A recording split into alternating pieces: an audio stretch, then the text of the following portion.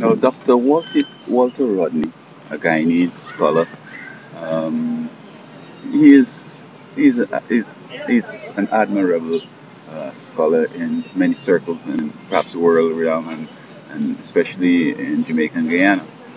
Now, I recall his name. My sisters knew him when they're walking to school and they meet him up and they have problems understanding anything but history or English or anything like that. And they ask him, he was able to explain to them and, show them out and so forth. So, he was a good researcher. He memorized the whole book and he knows the dates and he knows everything like that. But what happened? He went to the top high school in Guyana and he did well. I'm sure he went on to Jamaica, Mona campus of the University of West Indies, and he did some more scholarship, and then he went on to London, where he got, he read for his master's and his doctorate. But why am I really talking about this? There are two things: his political career and his famous book. I have problems with those. But he was teaching in Jamaica for a while, and he had some controversial philosophies. Apparently, he believes that the grassroots or the poor folk should have a better shake, and so he was able to foment some sort of controversy, and many people died. They call it the Rodney riots in Jamaica, and the Ghana University of the West Indies had given them an invitation to teach, but the government protested, and so he started the Working People's Alliance. Of course, I was out of the country by then, he was going on and so forth, but I would hear about him. And so he started the Working People Alliance, and he was opposed to the government, and he wanted to replace them and so forth. But what I get is that he's also socialist, and this government was socialist. So I don't know.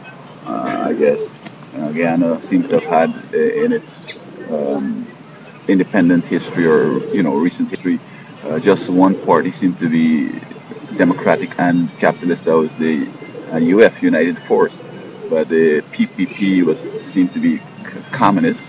The PNC seemed to be socialist, and Rodney socialist. So I don't see the difference. Anyway, at that time in the 80s, I was actively involved in politics in Trinidad, and I wanted to. I suspected that something was going to happen in Guyana, so I was positioning myself in case anything happened, so I could, make a quick, shoot over there and get involved. I was visiting the American Embassy. I met a couple of people there, the political and the economic attaché. But naive as I was, and then perhaps I recognized that I wasn't in anything violent or anything, but Trinidad government know I'm going in there, and they informed the Ghana government, and so they both had the undercover sort of counterintelligence thing going on, and I knew that something was happening. But the bottom line is this: these same guys who came on my case were working on Rodney's case, and they would be talking about Rodney, this and that, and so forth. And they said that they joined his party, and they joined in numbers, and they dominated committees and so forth. So they hijacked his thing, and they started taking it in a way to go in a collision with the Prime Minister Forbes Burnham and the PNC. And Rodney started talking things like, by any means, he's going to remove the presidency and the party and so on. And you could interpret that anyhow. And these guys, these Secret Service guys from Guyana, or undercover guys, would be telling him things like, you're going to be the next president or next prime minister, and he would be flattered and excited about that. So they would be boarding his car, and they told him that, look, my wife is pregnant, and I need to take her to see the doctor. Could you lend me a car? Oh, no problem. But, I mean, this guy is so naive. He never met this wife to verify whether she's pregnant. He just let him use his car. So my understanding is that they went and they stuck some bombs under the seat. And they gave him a radio saying that, we need to be able to communicate with radio. We got to go high tech. And so they give him this radio and tell him to go on one side of the prison. Now, the prison is in Georgetown, and the fence is about 30 feet high, and it's made of galvanized. So he was to be on the other side, say the north side, and they were supposed to be on the south side. And they said, we can try to see if we could communicate. If we could go through this resistance here, it's going to work. And he believed that dumb stuff. And so they told him, when you see a flash, you turn down and you see a flash, and then we can start communicating. Now when he did turn it on, that flash was the explosion, because apparently the bomb was radio controlled. And when he turned on his um, walkie-talkie, whatever you call it, radio, it blew up his car and killed him. And his brother got injured. They said it's some Smith guy who went on to French Guiana and died over there whenever and so on. No, also, so he was very naive as a political leader. Um, Things were bad. There was no money, so the austerity plan of the government was to ban things like potato, saltfish, apples, grapes. Those were imports. They had no foreign exchange, and he promised the people if he becomes president, he's going to bring back oranges. I mean, apples, grapes, saltfish, sardines, and all that stuff, which is cheap politics. You know what I mean? But his book now on how Europe underdeveloped Africa or whatever it did to Africa, and I feel that that's very trivial and very childish. Because if he had done some theology and some real serious history, he would have seen that Africa was very powerful in the past.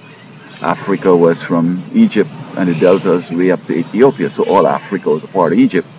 And they ruled the world. They had slaves, they had white people as slaves, they had the Orientals as slaves, they had everybody as slaves. And plus, they was the center of intelligence and learning and so forth. They invented medicine, agriculture, you know, the whole 9 yards.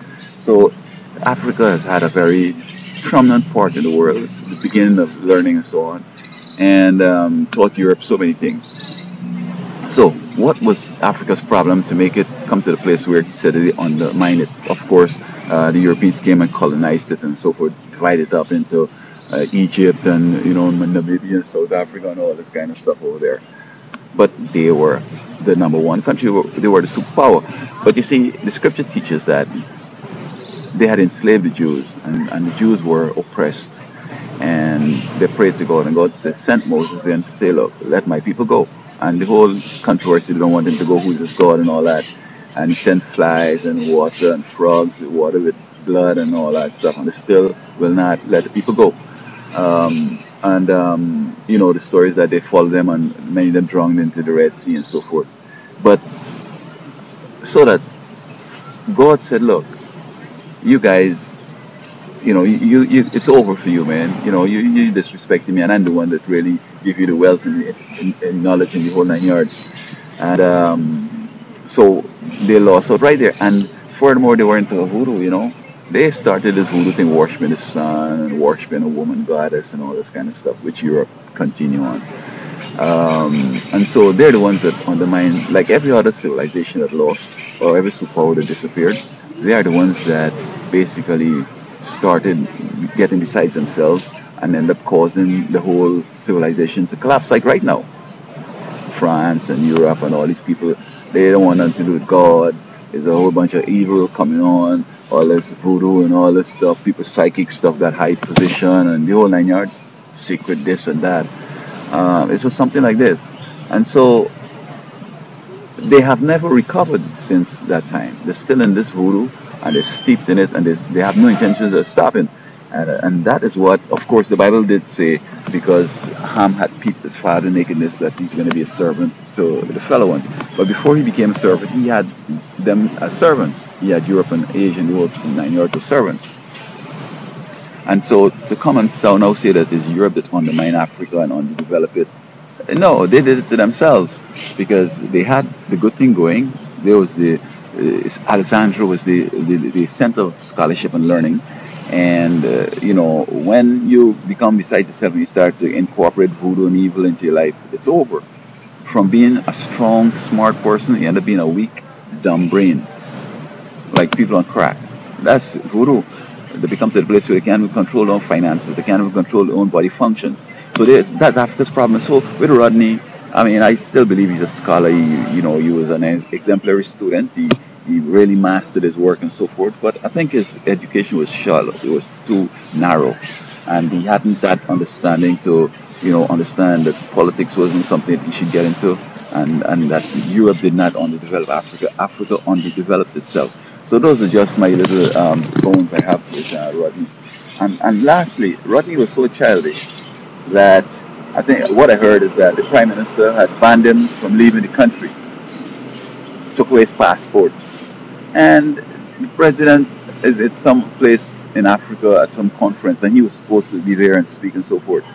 And well, the president knew that he got him, under maybe house arrest and took his passport and everything. Next thing you know, they say, and the speaker to present his work is Dr. Rodney, and he came from behind the place and showed up and started speaking. And he embarrassed the president. Man, what kind of thing is this? I had this fella took away his passport, had him locked up. How he got out here without passport in 9 yards? So, I mean, he should have just understand that, send your work and read it or something and just stay, put. Those are the things that made him got himself killed.